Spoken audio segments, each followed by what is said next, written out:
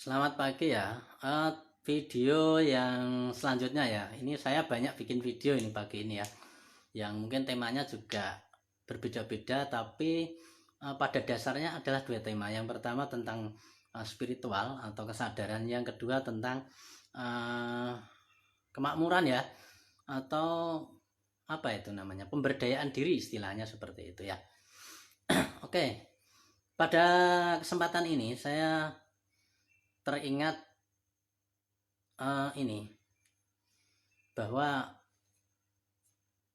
kita tidak bisa menyamakan perjalanan spiritual kita dengan Sang Buddha ya. Contohnya Buddha atau nabi-nabi dan yang lain ya. Jadi Anda ya tidak bisa berjalan atau mengarungi dunia spiritual dengan cara yang sama dengan cara yang sama seperti yang ditempuh oleh para Buddha ya. Oleh Buddha Gautama ya istilahnya. Saya kalau semua ya Buddha ya, tapi ini spesifik pada person ya, seseorang yang disebut dengan Buddha atau Siddhartha Gautama istilahnya seperti itu ya. Nah, kenapa Anda tidak bisa meniru secara apa ya? Secara saklek kepada perjalanan beliau, karena kita dan beliau itu punya punya awal yang berbeda gitu loh. Jadi seperti ini contohnya ya. Buddha zaman dulu ceritanya ya, ini entah benar atau enggak ya, kita anggap benar aja ya, kita yakin aja. Jadi zaman dulu dia tuh seorang anak raja, kemudian dia punya pemikiran yang berbeda dengan pada umumnya. Dia merasa jenuh dengan kondisi di dalam, karena dia di dalam batiniahnya dia itu sudah punya bibit-bibit kesadaran sebetulnya. Nah, kemudian dia meninggalkan kerajaannya dan akhirnya dia menjadi Buddha seperti itu ya.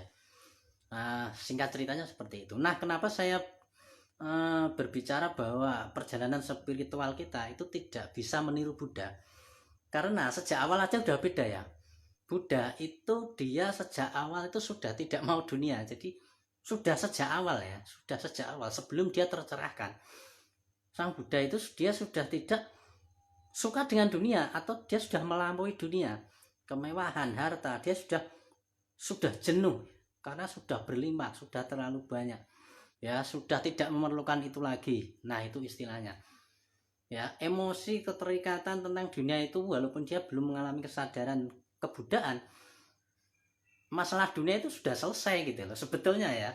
Kalau kita melihat ke sana, dia itu sebetulnya sudah selesai gitu loh ya, masalah keduniawian itu sudah selesai. Contoh lagi seperti nabi-nabi ya, kayak Nabi Muhammad itu dia sudah selesai, walaupun dia belum jadi nabi umur 40, sejak kecil ya, karakter dan jiwanya itu sudah bagus gitu loh. Makanya ada yang mengatakan kalau calon nabi ya, kalau masih kecil belum jadi nabi, belum dapat wahyu, itu disebut dengan apa ya, saya lupa, pokoknya dia terjaga lah intinya.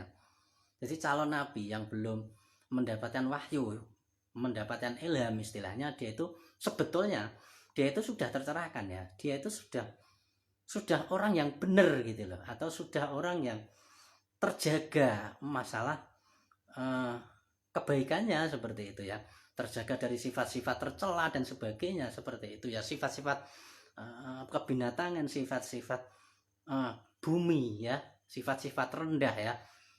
Dan seperti itu semuanya itu dia sudah melampaui ke sana ya, dia sudah melampaui itu, dan dan pada umumnya kita itu belum gitu loh. Makanya ketika kita mengawali niru dengan cara beliau ya, sebetulnya kurang pas sebetulnya ya.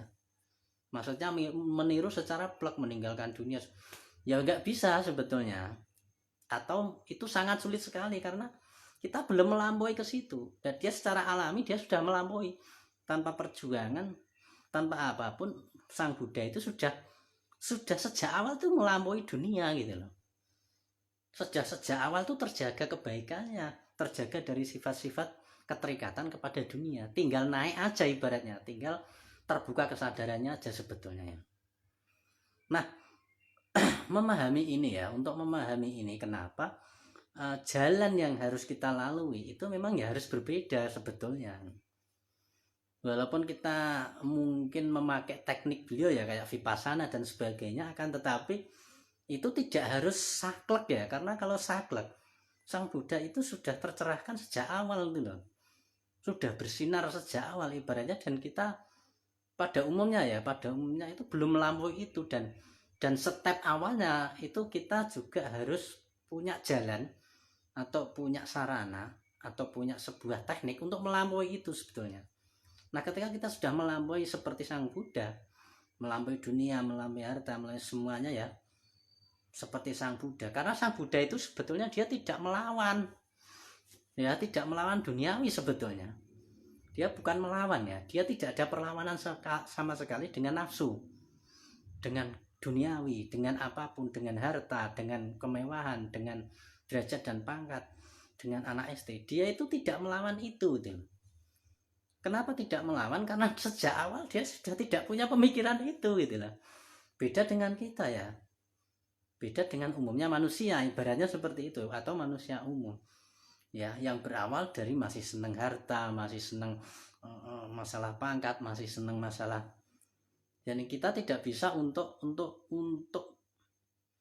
apa ya, menolak atau apa ya, membelakangi itu gitu loh. Atau kita jadi munafik untuk merasa bahwa kita sok-sokan tidak suka dengan itu. Nah, itu tidak bisa gitu loh.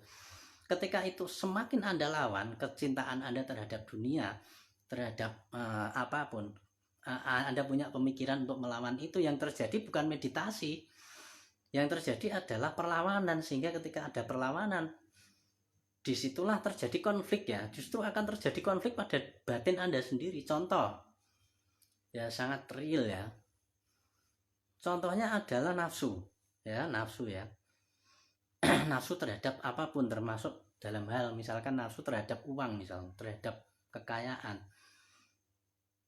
Ketika jujur diri Anda itu senang atau kepingin atau memang minat, dan kemudian Anda berpikir untuk jadi Buddha, dan kemudian Anda meninggalkan itu semua, secara fisik Anda bisa meninggalkan, mungkin bertapa di puncak gunung atau bagaimana, itu bisa, tapi pikiran Anda nggak bisa ya.